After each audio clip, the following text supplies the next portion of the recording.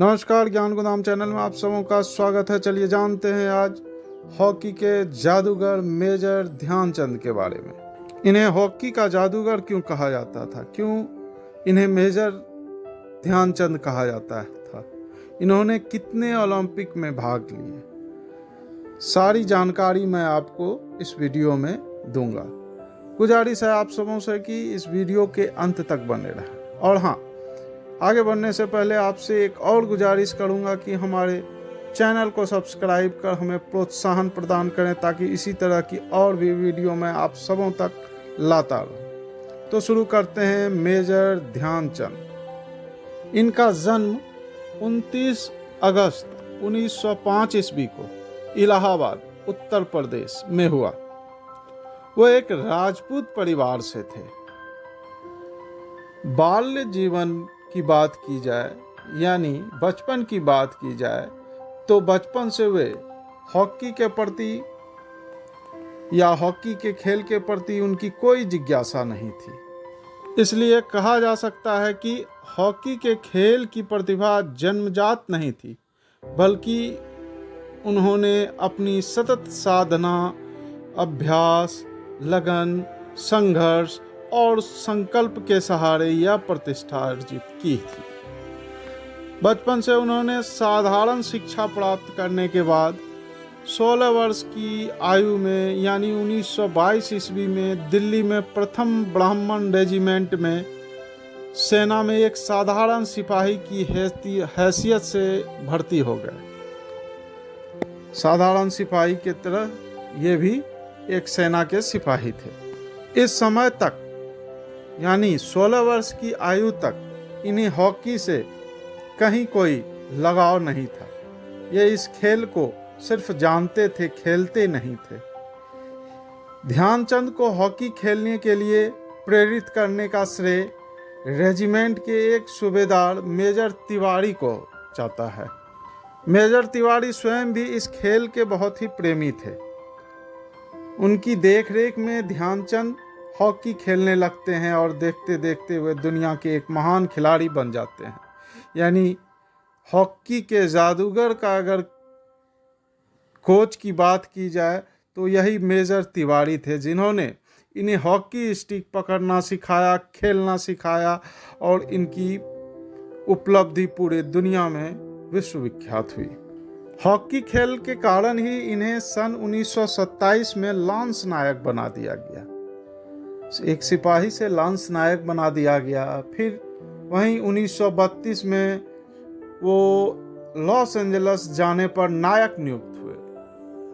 वहाँ वे हॉकी खेलने जा रहे थे, तो उससे पहले उन्हें नायक नियुक्त किया गया। वहीं फिर 1937 में जब वो भारतीय हॉकी दल के कप्तान थे, तब उन्हें सूबेदार बना दिया गया। यानी जैसे जैसे उनकी हॉकी में महारत हासिल होती गई, देश दुनिया में उनका नाम होता गया, वे एक एक पोस्ट ऊपर चलते गए। जब द्वितीय महायुद्ध प्रारंभ हो गया यानी सन 1943 में, तो उन्हें लेफ्टिनेंट नियुक्त कर दिया गया।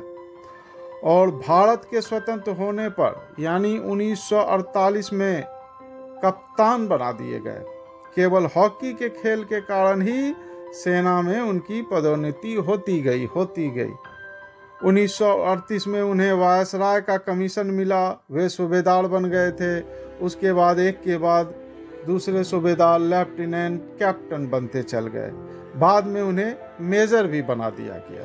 तो ये था नाम के आगे मेजर जुड़ने की कहानी, मेजर ध्यानचंद। इन्हें फुटबॉल में पेले और क्रिकेट में सर डॉन ब्रैडमैन, ऑस्ट्रेलिया के एक क्रिकेटर थे, उनके समतुल्य माना जाता है। गेंद इस कदर इनकी स्टिक से चिपकी रहती थी कि प्रतिद्वंदी खिलाड़ी अक्सर यही आशंका होता था कि वह जादुई स्टिक से खेल रहे हैं। यही कारण है कि उनकी स्टिक की कई बार जांच भी की गई।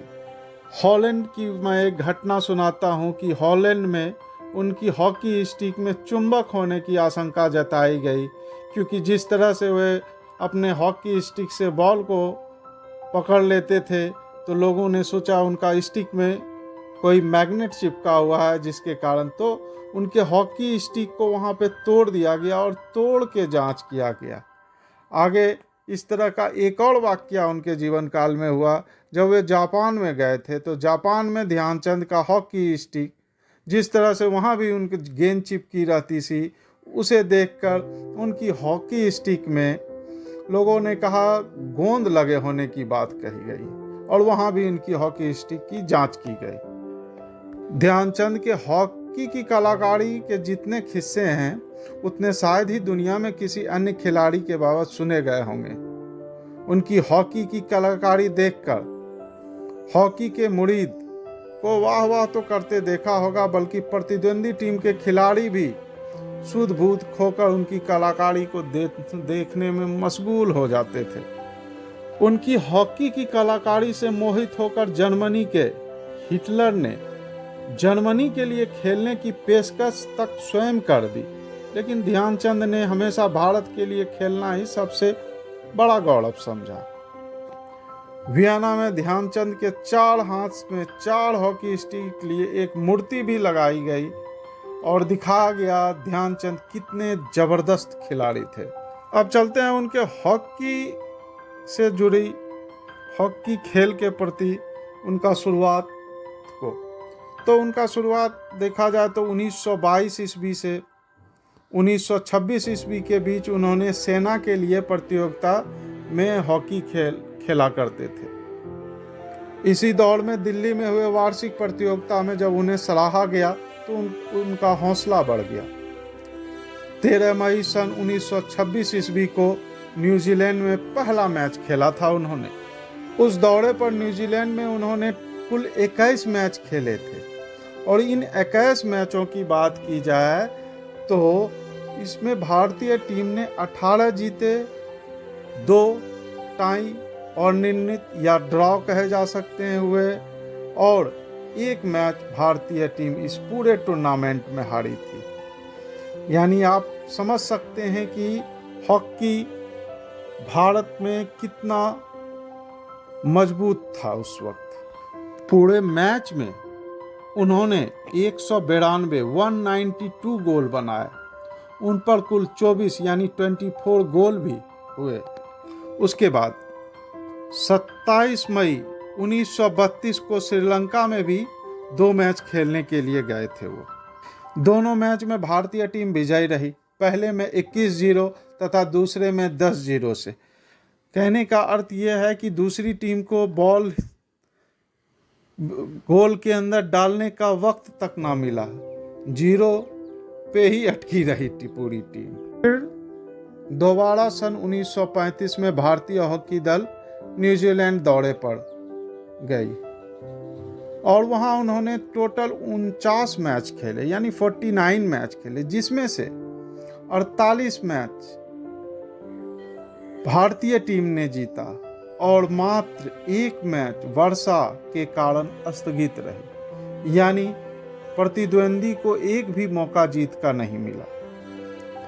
अंतर्राष्ट्रीय मैच की बात की जाए तो अंतर्राष्ट्रीय मैच में उन्होंने 400 से अधिक गोल किए होंगे।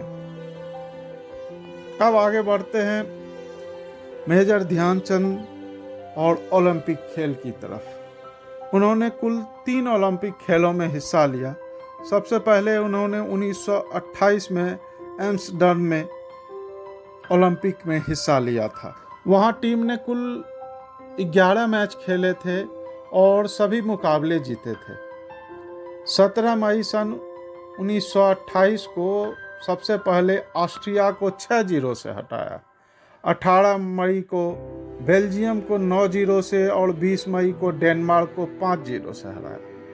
22 मई को स्विट्जरलैंड को 6-0 से तथा 26 मई को फाइनल मैच में हॉलैंड को 3-0 से हराकर विश्व भर में हॉकी के चैंपियन घोषित किए गए और यह ट्रॉफी उन्हें 29 मई को ट्रॉफी पदक प्रदान किया गया। फाइनल मैच में अकेले ध्यानचंद ने 3 में से 2 गोल किए थे, यानी पूरी श्रृंखला में भारतीय टीम एक भी गोल नहीं खाई थी, सारी गोल भारतीय टीम ने किया।